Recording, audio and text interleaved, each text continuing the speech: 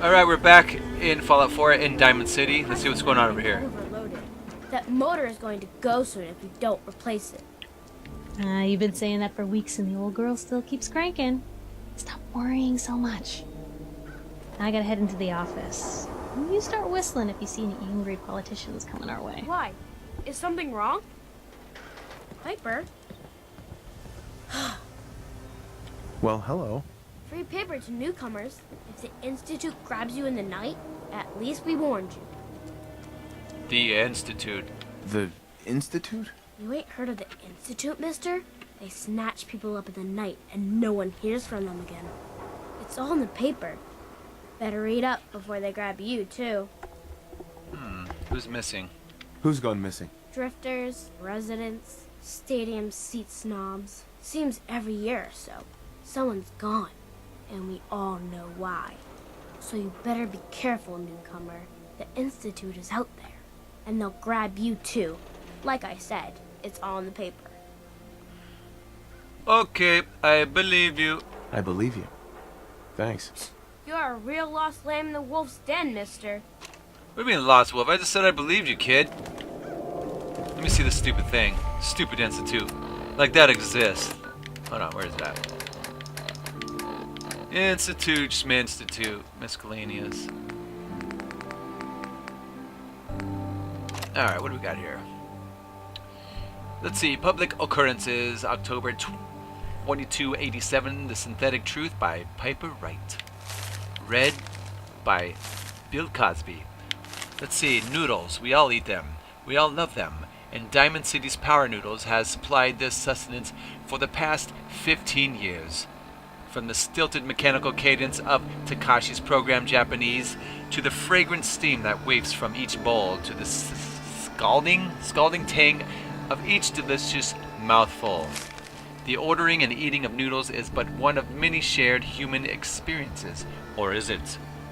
I was struck by this very question as I sat at the counter of Power Noodles last Wednesday night, just after 5 p.m. enjoying a dinner I had so many times before.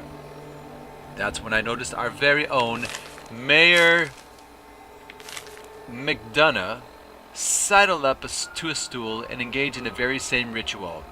Right hand extending, mouth opening, teeth chewing, yes, eating noodles, the shared experience of almost every Diamond City resident. Is that all they eat here? So it must have also seemed the residents of Diamond City nearly 60 years ago on an uncharacteristically warm May evening in 2229, as I sat around this very same counter. But that was before the days of Takashi and his noodles, when the bar served not noodles but ice-cold Nuka-Colas, frothy beers, that sounds good, and stiff shots of whiskey. The barman's name was Henry, and that night he facilitated the shared human experiences of drinking, smoking, talking, and laughing. That is, until tragedy struck. There aren't many among us who are even old enough to remember that evening, although some of the city's ghoul residents certainly could have, had they not been forcibly removed, thanks to Mayor McDonough's anti-ghoul decree of 2282. But there is one person among us who does remember distinctly the events that evening, respected matriarch Eustace Hawthorne, who recounted her story in a Public Occurrences exclusive interview. Oh, I was there all right, sitting right at the bar. Sure, you're sitting in front of me.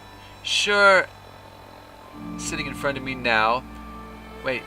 Oh, sure as you're sitting in front of me now. 22 years old or so and just looking to have a good time. I was safe behind the wall. We all were. So what was the harm? And let me tell you that Mr. Carter made it easy. He came into the town earlier that day, said he was from out west somewhere. It didn't really matter. What did matter was his smile and his laugh, and the way he'd make everyone feel at ease. That night at the bar, we all just sort of crowded around him. Everyone wanted to exchange a word or hear about the state of the Commonwealth, and Mr. Carter, he was all too happy to oblige. It was just so wonderful until it wasn't. Eustace continued her account of that evening, and the moment when things turned sinister, and the truth about Mr. Carter was revealed. We have been drinking and carrying on. Must have been 3 hours. Mr. Carter had 4 or 5 drinks that time. He seemed a bit drunk. I guess like the rest of us. Then something just sort of happened. He was smiling, but not the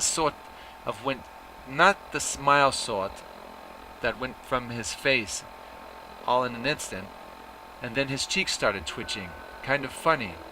And I remember watching him, clear as if it happened just yesterday. He reached inside his coat, took out a revolver, and then blam! He shot Henry, the bartender, right in the head. Didn't hesitate, didn't show any emotion. Mr. Carter killed Henry as casually as if he were paying him for a drink. But his cheek never stopped twitching. Let me tell you, all hell broke loose after that. What Eustace is describing is, of course, is the infamous event known as the Broken Mask. When the people of the Commonwealth learned for the first time that the Institute, the shadowy scientific organization responsible for the creation of combat androids, had actually succeeded in creating a model so advanced it could effortlessly infiltrate human society. Unbeknownst to the people of Diamond City, the Institute had somehow evolved their androids into true synthetic humans, synths. After he shot Henry, that Mr. Carter shot 3 or 4 other people too. Like I said, all hell broke loose. The guards came running. They opened fire, and Mr. Carter, he kept shooting and throwing people around left and right. Finally, those guards put him down. Seemed like they had killed a man who had flipped his lid, gone crazy. And he lay there like a dead crazy man. Sure enough. God, it was horrible. But then we saw the plastic and the metal. This was one of them early synths, you see, and we realized it wasn't a man at all. It was then that we all knew the Institute wasn't just out there. The Institute was everywhere, now among us. It was never determined precisely why the synth known as Mr. Carter went on his killing spree. Some suggested he had somehow been remotely controlled by the Institute, who wanted to test his combat effectiveness. So others felt he had simply malfunctioned, a hypothesis supported by the twitching cheek, and was never meant to kill anyone. But at that time, the why hardly seemed important. What mattered was that the humans of the Commonwealth had been truly infiltrated by an organization whose intentions and motives were, and still are, a complete mystery, using a model synth of even less advanced than the other ones the Institute's in service today. Which brings us to Noodles. Specifically the noodles consumed by Mayor McDonough last Wednesday night, in the same spot that Mr. Carter, the synth, went haywire and mercilessly killed several people. After spending hours sharing an experience that the people of Diamond City assumed was reserved for members of the human race. Were they wrong? Are we? Interesting. Anyone is one of those things. Prescriptions, Bill. High quality chems right here. Here. Let me see. Secretary, come on. I cut her hair myself. Do I have anything to sell? Inventory. Hold on. Weapons. Baseball bat. I dig my baseball bat. I'm just we're gonna favor it. Right there. And I know human. Wait. My machete. That's better, isn't it? Damage 20. Okay, yeah, it is better. That's just it, Johnny. You wouldn't be able to tell the difference. If you nicked McDonough with your razor, he'd bleed. Don't mean nothing. Around here, we call your haircut the scab special. Little flecks of blood, give it a personal touch. You should think about getting a trim. Yo, we have the same hair, pal. What are you talking about? Get that stupid robot away. It's playing copyrighted music. We got small arms, Get this outta long here. arms, ammunition. You? I don't know you. Just keep your distance. Come down, Myrna. Why? Why? Because I don't know you, and I will not serve a synth pretending to be human. So are you human? Synth? What's a synth? A synth, as in synthetic person. Those things the Institute makes. Look real, with hair and sweat and blood and everything. So, are you human or not? I'm human. Human as the day I was born. Well, you do look human enough. But I'll be watching you. I have eyes like a... Well, they're good eyes. Got it? All right. Got it. We can do business, but no funny stuff. Okay, you sell what? What kind of business you running here anyway? We buy and sell anything and everything. 7 days a week, 24 hours a day. The robot takes care of customers at night. Only one I trust to do it. At least I know he's a machine. I've got a few minutes to browse. A bit of everything. Let's see. Give you my machete cocktail. I'm keeping the leather armor. Plan on making some awesome armor for my homestead friends. You have the medics. Mud chops I'll keep. Psycho.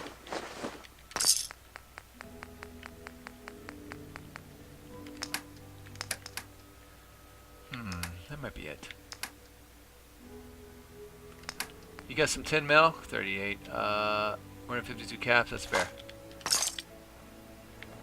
Thanks, Moina.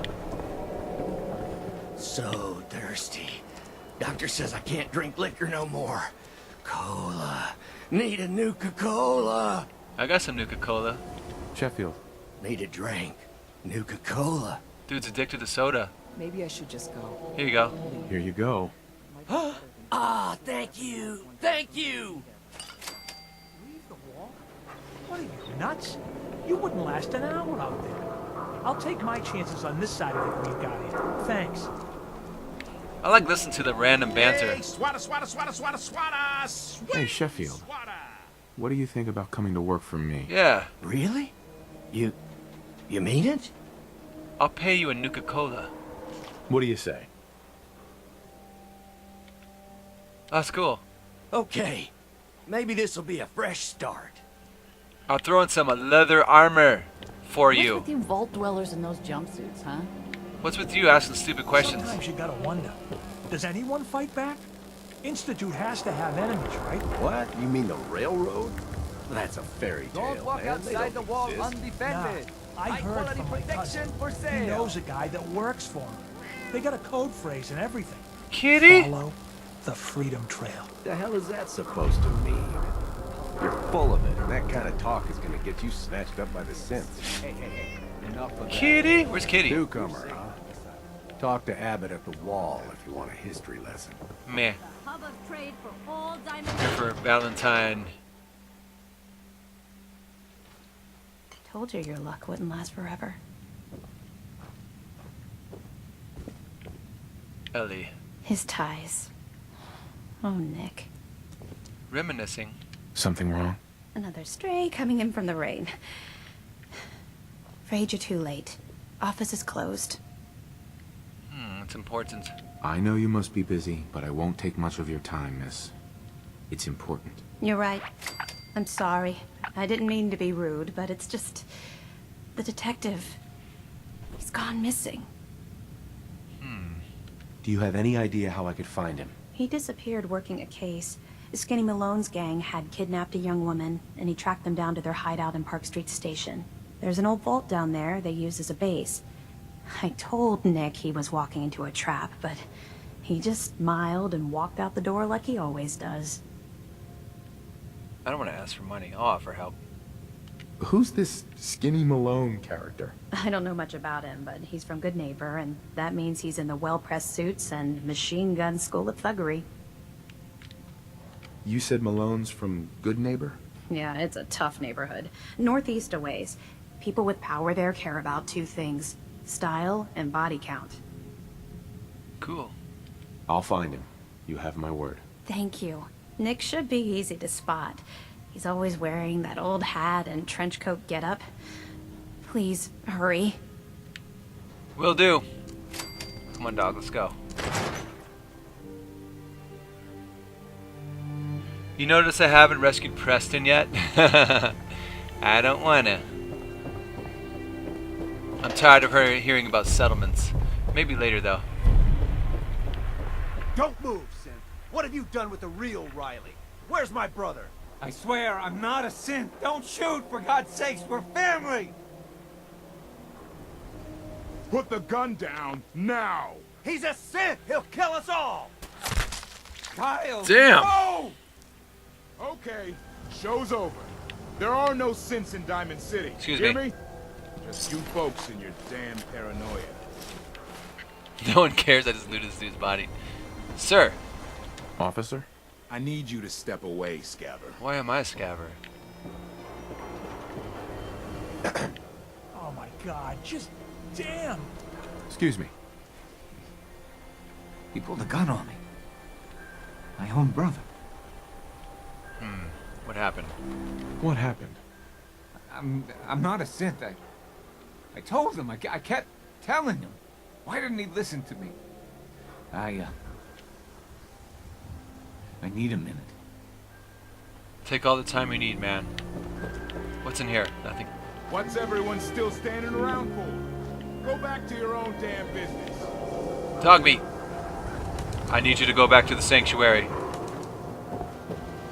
Hey. How you doing, buddy? Why don't you wait at home, boy? Who needs a haircut? Everyone needs a haircut. Step up. I don't need no damn haircut. I like my Fonzie hair the way it is.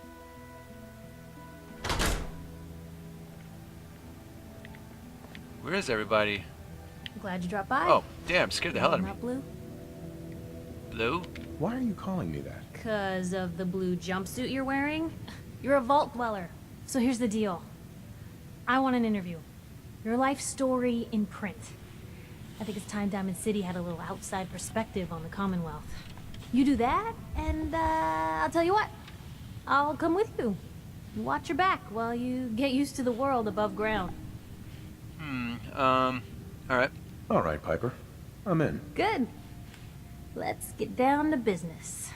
So, I know you're from a vault. How would you describe your time on the inside? Let's see, we were frozen. My family and I were frozen. I didn't spend much time in the vault. Wait, they boxed you up in a fridge? The whole time? Are you saying you were alive before the war? Yes. Yes. I'm over 200 years old. Oh my god. The man out of time. So, you've seen the Commonwealth, Diamond City. How does it compare to your old life? Honestly, seeing everyone surviving out here, rebuilding the world, it gives me hope. That's surprisingly inspired, Blue. We're definitely quoting that. Now, I already know you're looking for your son, Sean. Do you suspect the Institute was involved in his kidnapping? It might be. Sure sounds like they might be. Not even a baby is safe from them. And people wonder why I can't just look the other way. For the last part of our interview, I'd like to do something different. I want you to make a statement to Diamond City directly. The threat of kidnapping is all but ignored in the Commonwealth. Everyone wants to pretend it just doesn't happen. What would you say to someone out there who's lost a loved one but might be too scared or too numb to the world to look for them? No matter how much you want to give up, don't. You have to have hope that you'll see them again. Or at least, that you'll know the truth. A strong note to end on, Blue. Thanks. That's everything. It's gonna take some time to put this all together, but I think your story is gonna give Diamond City plenty to talk about. Anyway, I agreed to come with you, right? Watch your back. Just say the word when you're ready. I can't wait to see where this story goes next. Let's go. Hey, Piper. Heading my way? Let's go. Sure, let's go. Will do. Time to explore the Commonwealth. Loading. Loading. It's big, loud, full of corrupt officials and brown-nosing citizens, but it's home. Let's kill bandits and raiders. And mole rats. Scorpionox.